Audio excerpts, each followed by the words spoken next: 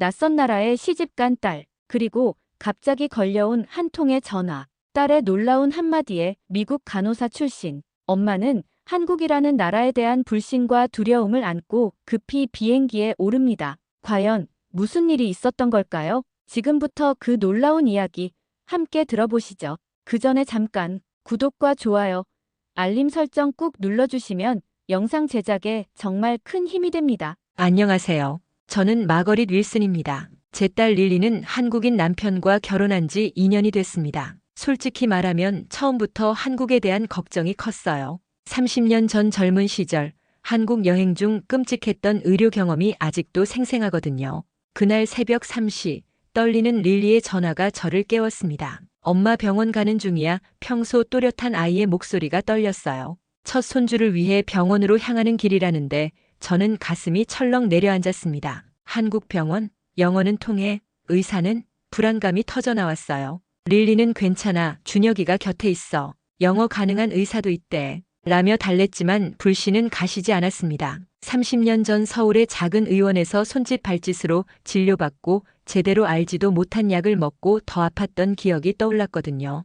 그냥 미국으로 와서 낫지 그랬니? 저도 모르게 말했습니다. 한국은 여전히 낙후돼 있을 거라는 막연한 두려움 때문이었죠. 릴리는 조용히 말했습니다. 엄마, 지금 한국은 많이 바뀌었어. 하지만 과거 기억들은 저를 붙잡았습니다. 위생 상태가 불량했던 병원, 영어 한마디 못했던 의료진, 약국에서 한글만 가득한 약 설명서, 바가지를 씌우던 택시 기사들, 그 끔찍했던 모든 순간들이 생생하게 떠올랐습니다. 릴리의 마지막 말이 가슴을 때렸어요. 진통이 시작됐어. 나중에 전화할게. 순간 저는 주저없이 말했습니다. 아가, 기다려. 엄마가 갈게. 전화를 끊고 바로 항공권을 검색했습니다. 손이 떨렸지만 결심은 확고했습니다. 짐을 꾸리며 생각했어요. 30년이 지났으니 변했을까? 그러나 불안감은 쉽사리 가시지 않았습니다. 병원 복도에 누워있던 환자들, 불결했던 숙소, 통역 한 명 없이 외국인을 방치했던 그 나라, 그 기억들이 제 머리를 꽉 채웠습니다. 비행기를 타기 전 딸에게 문자를 보냈습니다. 엄마가 갈게. 걱정 마. 그리고 다짐했어요. 직접 두 눈으로 확인하자. 한국이 정말 변했는지 아니면 여전히 위험한지. 12시간 넘게 비행한 끝에 인천공항에 도착했습니다. 기내에서는 한숨도 자지 못했어요. 착륙하자마자 휴대폰을 켰고 준혁에게서 문자가 왔습니다. 어머님, 릴리가 세브란스 병원에서 응급수술 중입니다. 걱정 마세요. 그 한 줄에 숨이 멎는 줄 알았어요. 공항 입국장에서는 또 다른 충격이 기다리고 있었습니다. 사람이 아닌 기계가 입국 심사를 했고 영어로 친절하게 안내하는 로봇이 다가왔어요. 여권 스캔, 지문 인식, 얼굴 촬영까지 척척 진행되었습니다. 30년 전 손짓 발짓으로 고생했던 기억이 무색할 정도였죠. 수화물을 찾고 택시 승강장으로 나섰습니다. 깔끔하게 줄을 서 있는 사람들, 미터기를 바로 켜는 택시기사, 깨끗한 차량 내부까지 모든 것이 과거와 달랐습니다. 세브란스 병원으로 가주세요. 영어로 말했지만 기사님은 바로 이해했고 친절하게 응대했습니다. 창밖을 보며 또 놀랐습니다. 고층 빌딩, 넓은 도로, 화려한 디지털 광고판들. 30년 전 낡고 혼잡했던 서울은 어디에도 없었어요. 이게 정말 내가 기억하는 한국이 맞나? 혼잣말이 새어나왔습니다. 세브란스 병원에 도착한 순간 저는 또 한 번 놀랐습니다. 미국 대형 병원과 견주어도 전혀 뒤지지 않는 현대적 외관과 깨끗한 내부. 응급실에서도 영어 안내가 잘 되어 있었고 접수 간호사는 영어로 친절히 설명해 주었습니다. 김릴리 환자는 분만실 수술실에 있습니다. 가족 대기실로 안내하겠습니다. 간호사의 안내를 따라 대기실로 가는 길, 복도에는 환자들이 바닥에 누워있기는커녕 깔끔하고 조용하기만 했습니다. 대기실에서는 준혁이 저를 기다리고 있었습니다. 피곤해 보이지만 침착하게 릴리의 상황을 설명해 주었어요. 응급 제왕절개 수술을 받고 있지만 의료진이 경험이 많아 걱정할 필요 없다고 말했습니다. 조금은 긴장이 풀렸습니다. 기다리는 동안 병원을 둘러보며 깨달았어요. 30년 전의 기억만으로 이 나라를 판단했던 제 자신이 부끄러웠습니다. 그리고 간절히 빌었습니다. 릴리와 아기가 무사히 건강하게 이 모든 과정을 마치기를. 대기실에서 준혁과 함께 초조하게 시간을 보냈습니다. 조용한 공간, 시계 초침 소리만이 또각또각 울렸죠. 손끝이 저릴 정도로 긴장한 채 기다리고 있을 때 수술복을 입은 김재현 교수가 들어왔습니다. 김준혁 씨, 그리고 그는 저를 바라봤습니다. 윌슨입니다. 마거릿 윌슨, 릴리의 어머니예요. 저는 떨리는 목소리로 대답했습니다. 김 교수는 조심스럽게 말을 이었습니다. 릴리 씨는 위급합니다. 아기는 자세가 불안정했고 출혈이 예상보다 많습니다. 지금 저희가 최선을 다하고 있습니다. 그 말을 듣는 순간 다리에 힘이 풀려 의자에 털썩 주저앉았습니다. 심장이 터질 듯 뛰었어요. 필사적으로 외쳤습니다. 미국에 있는 제 지인이 산부인과 의사입니다. 지금 화상 연결할 수 있나요? 조언을 받고 싶어요. 김 교수는 정중하지만 단호하게 고개를 저었습니다. 지금은 수술에 집중해야 합니다. 연결은 불가능합니다. 순간 눈앞이 아득해졌습니다. 미국 의료만이 릴리와 아기를 살릴 수 있을 것 같았는데 그마저도 닿을 수 없다는 현실. 절망이 목을 조였어요. 미국이었다면, 내가 한국행을 허락하지 않았더라면 머릿속은 후회와 공포로 가득했습니다. 준혁이 조용히 제 손을 잡았습니다. 장모님, 김 교수님은 믿을 수 있는 분입니다. 이곳은 세브란스예요. 하지만 마음 깊숙한 곳에서는 불신이 고개를 들었어요. 한국은 결국 한국일 뿐이야. 아무리 좋아졌다 해도 믿음은커녕 두려움만 짓눌렀습니다. 간호사가 다가와 상황이 안정되고 있습니다. 라고 영어로 속삭였지만 그조차 믿을 수 없었습니다. 오직 절박한 기도만 반복했습니다. 제발, 제발 릴리와 아기를 지켜주세요. 시간이 멈춘 듯 흐르고 대기실 공기는 점점 무거워졌습니다. 아무것도 할 수 없는 무력감에 숨조차 쉬기 어려웠어요. 이 시간이 지난 후 다시 들어선 김 교수의 모습에 숨을 삼켰습니다. 수술이 성공했습니다. 릴리 씨는 안정을 찾았고 아기도 건강합니다. 그 말을 듣는 순간 온몸이 무너지는 듯한 안도감에 눈물이 쏟아졌습니다. 울면서 깨달았어요. 내가 끝까지 의심했던 바로 이곳. 한국 의료진이 딸과 손주의 생명을 구했다는 사실을. 엘리베이터 문이 열리자 간호사가 조용히 안내했습니다. 산후 회복실로 가는 동안 제 심장은 쉴 새 없이 두근거렸어요. 딸과 아기가 정말 무사할까 여전히 불안했습니다. 문이 열리자 저는 순간 말을 잃었습니다. 이게 병원이라고? 저도 모르게 중얼거렸어요. 넓은 창으로 서울 도심이 한눈에 들어오고 부드러운 조명과 고급스러운 인테리어, 따뜻한 바닥이 펼쳐졌습니다. 여긴 병원이 아니라 고급 호텔 같았어요. 아니, 미래에 온 느낌이었습니다. 엄마, 침대에 누운 릴리가 힘겹게 미소 지었습니다. 얼굴은 창백했지만 평화로웠어요. 저는 달려가 딸을 꼭 끌어안았습니다. 오, 릴리 정말 무사해서 다행이야. 옆에 설치된 태블릿을 조작하자 침대가 부드럽게 움직였습니다. 매트리스 강도와 자세까지 조절할 수 있었고 마사지 기능까지 있었어요. 대형 모니터에는 릴리의 혈압, 체온, 심박수가 실시간으로 표시되었습니다. 환자 상태를 한눈에 볼 수 있게 디자인된 시스템에 놀라움을 금치 못했어요. 엄마, 아기는 신생아실에 있어. 준혁이 병실 벽에 부착된 태블릿을 터치했습니다. 곧 화면에는 킴-1선이라 적힌 작은 아기의 영상이 떠올랐습니다. 평화롭게 잠든 아기의 모습에 저도 모르게 눈물이 맺혔어요. 그리고 놀랍게도 스마트폰 앱으로 릴리와 아기의 상태를 24시간 어디서든 확인할 수 있다고 했습니다. 이런 시스템 미국에서도 못 봤는데 감탄이 절로 나왔어요. 그때 간호사가 문을 두드리며 들어왔습니다. 김릴리 씨, 식사 메뉴를 선택해 주세요.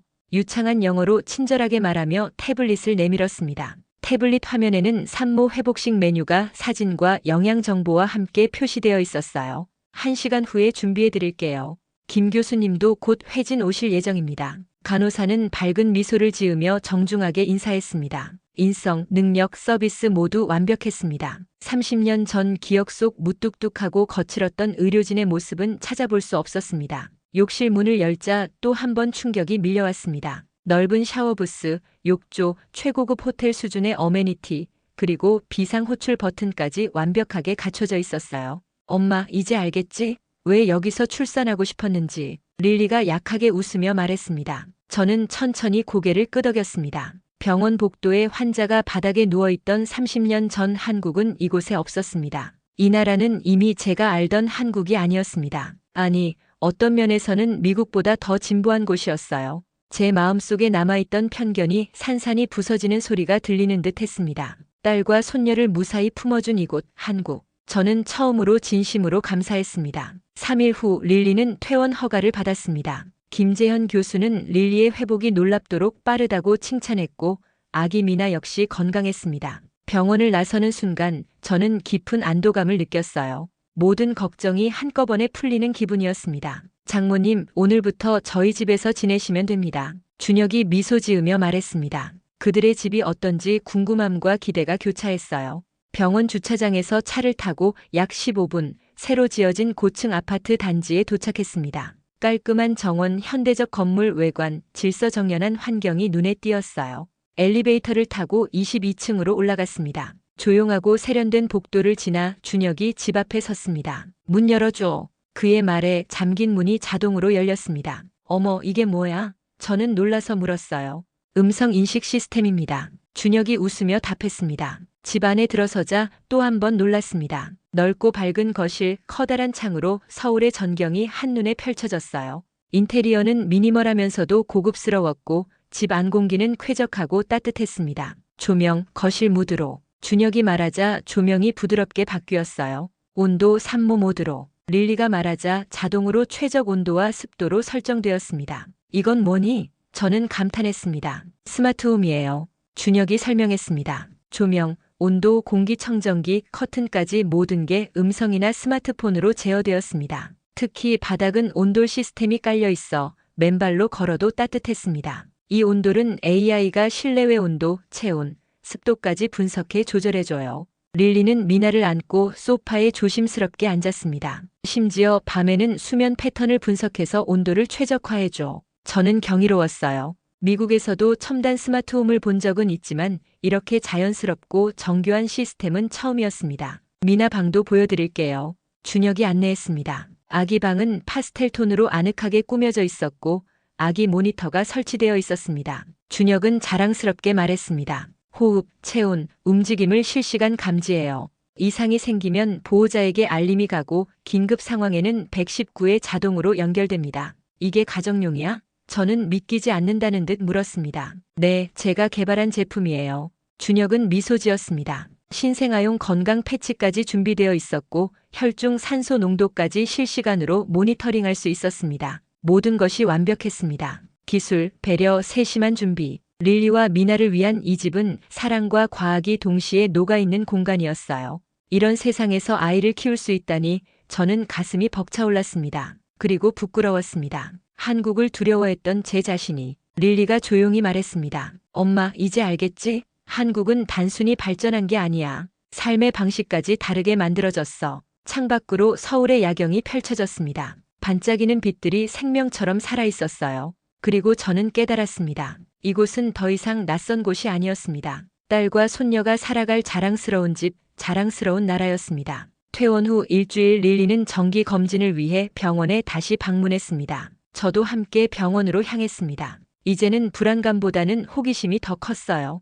이곳이 또 어떤 모습을 보여줄까 기대되었습니다. 병원에 도착하자 반갑게 맞아주는 간호사와 깔끔한 시스템에 또 한 번 감탄했습니다. 접수 후 예상보다 훨씬 빨리 진료실로 들어갔습니다. 김재현 교수는 릴리의 회복 상태를 확인하고 만족스러운 미소를 지었습니다. 정말 놀랍게 빠른 회복입니다. 아기도 아주 건강합니다. 따뜻하고 꼼꼼한 설명에 다시 신뢰가 깊어졌습니다. 오늘은 특별한 분이 릴리 씨를 만나고 싶어 하십니다. 김 교수는 말했습니다. 병원장님이 직접 면담을 요청했다는 소식에 놀랐어요. 미국에서는 병원장이 환자를 직접 만나는 일은 거의 없었으니까요.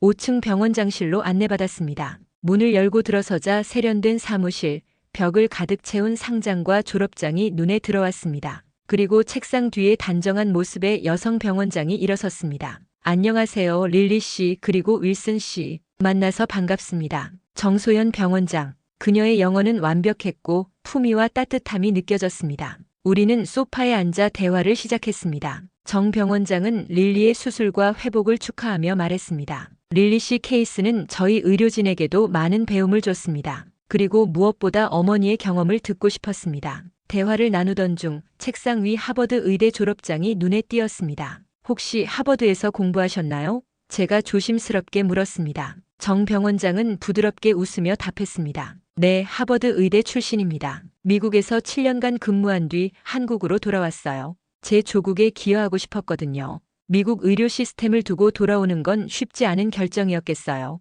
제가 놀라며 말했습니다. 정 병원장은 고개를 끄덕였습니다. 미국 의료는 체계적이고 효율적입니다. 하지만 때로는 너무 기계적이었어요. 한국 의료는 사람을 중심에 둡니다. 기술이 아닌 사람을 먼저 생각하는 의료를 하고 싶었습니다. 그녀는 정의라는 한국적 개념을 설명했습니다. 단순한 치료가 아니라 환자와 가족을 함께 돌보는 정서적 유대감, 상담, 가정 방문, 지역사회 프로그램까지 포함된 통합적 의료 철학. 여기서는 환자가 단순한 번호가 아니라 한 사람으로 존중받습니다. 정 병원장의 말은 제 마음을 강하게 울렸습니다. 눈가가 뜨거워졌어요. 릴리와 제 손을 잡으며 정 병원장이 말했습니다. 우리는 기술로 치료하고 마음으로 돌봅니다. 그 순간 저는 깨달았습니다. 한국 의료는 단순히 시스템이 좋은 게 아니라 철학이 달랐습니다. 환자와 가족을 하나의 공동체로 받아들이고 그들의 마음까지 돌보는 곳. 이곳은 과거 제가 두려워했던 나라가 아니었습니다.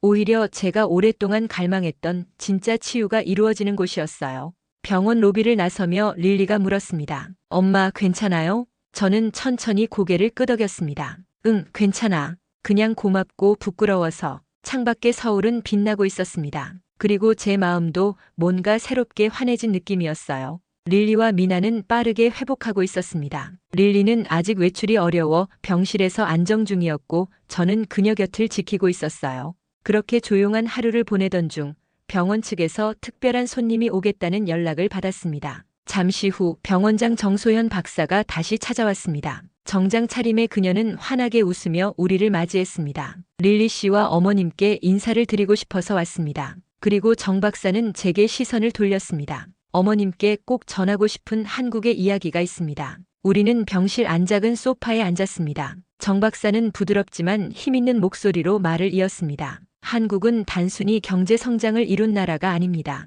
우리가 진정으로 지켜오고자 한 가치는 사람을 중심에 둔 공동체 정신입니다. 의료 역시 기술로만 발전한 것이 아닙니다. 우리는 환자와 가족을 함께 돌보고 이웃을 가족처럼 여기는 문화를 지키려고 노력했습니다. 그녀의 말은 조용히 그러나 깊게 울려 퍼졌습니다. 우리가 추구하는 것은 단순한 치료가 아니라 회복입니다. 몸뿐만 아니라 마음까지 삶 전체를 치유하는 것, 그리고 그 과정에서 서로를 연결하는 정이라는 끈을 잊지 않는 것. 저는 숨을 삼켰습니다. 미국에서 긴 시간 의료 현장을 지켜봤지만 이런 철학을 이렇게 뜨겁게 말하는 사람을 본 적이 없었습니다. 어머님, 한국은 단지 발전한 나라가 아닙니다. 우리는 사람이 사람을 품는 문화를 지키기 위해 발전을 선택한 나라입니다. 순간 가슴이 먹먹해졌습니다. 30년 전 한국을 두려워했던 제 자신이 부끄러웠습니다. 그리고 지금 이곳에서 딸과 손녀가 사랑받고 있다는 사실이 너무나 감사했습니다. 정 박사는 마지막으로 말했습니다. 한국은 항상 어머님 같은 분을 환영합니다. 다시 오세요. 더 많은 것을 보여드리고 싶습니다. 그 말을 듣는 순간 저는 마음 깊은 곳에서 다짐했습니다. 꼭 다시 오겠다. 이곳의 정신을 배우고 미국에 전하겠다. 릴리와 준혁도 따뜻한 눈빛으로 저를 바라봤습니다. 엄마, 우리 다시 여기서 함께 시간을 보내요. 릴리가 속삭였습니다. 창밖으로 서울의 야경이 조용히 빛나고 있었습니다. 그리고 저는 깨달았습니다. 한국은 단순한 여행지가 아니라 이제 제 마음속 두 번째 고향이 되었다는 것을. 공항 출국장에서 릴리와 준혁 그리고 작은 미나와 마지막 포옹을 나누었습니다. 헤어짐은 늘 아쉬웠지만 이번엔 조금 달랐습니다. 제 마음속에는 두려움 대신 기대와 설렘이 자리하고 있었어요. 출국 심사를 마치기 직전 준혁이 작은 상자를 건넸습니다. 정성스럽게 한지로 포장된 선물이었습니다. 비행기 안에서 열어보세요. 엄마를 위한 특별한 의미를 담았어요.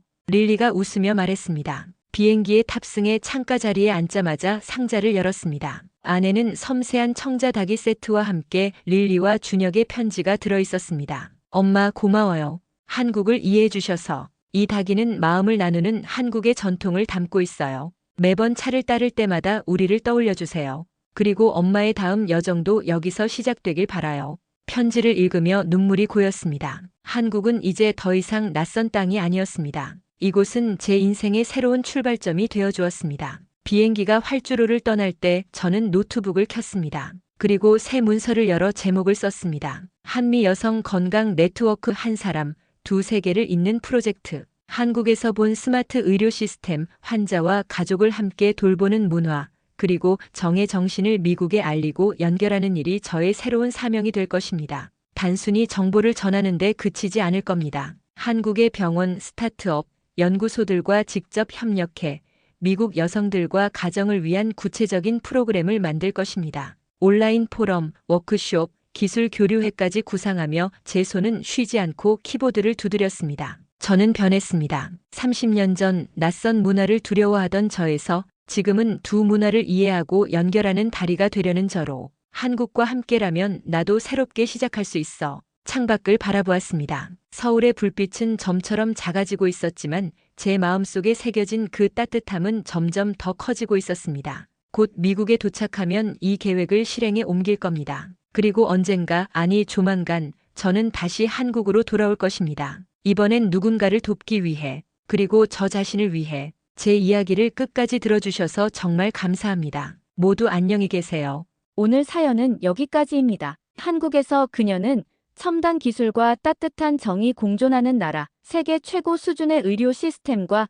진심 어린 배려가 함께하는 곳을 발견했습니다. 편견은 깨지고 새로운 이해가 싹텄으며 결국 두 세계를 잇는 다리를 놓게 된 감동적인 여정이었습니다. 여러분은 이 이야기를 어떻게 들으셨나요? 댓글로 여러분의 생각을 나눠주세요. 마지막으로 1초밖에 걸리지 않는 구독과 좋아요, 알림 설정은 감동적인 사연을 담은 영상 제작에 큰 힘이 됩니다. 지금까지 해외 감동 사연을 담아 여러분께 진심을 전하는 감동답다였습니다. 긴 영상 끝까지 시청해주셔서 감사합니다. 더 좋은 이야기로 다음 시간에 찾아뵙겠습니다. 감사합니다.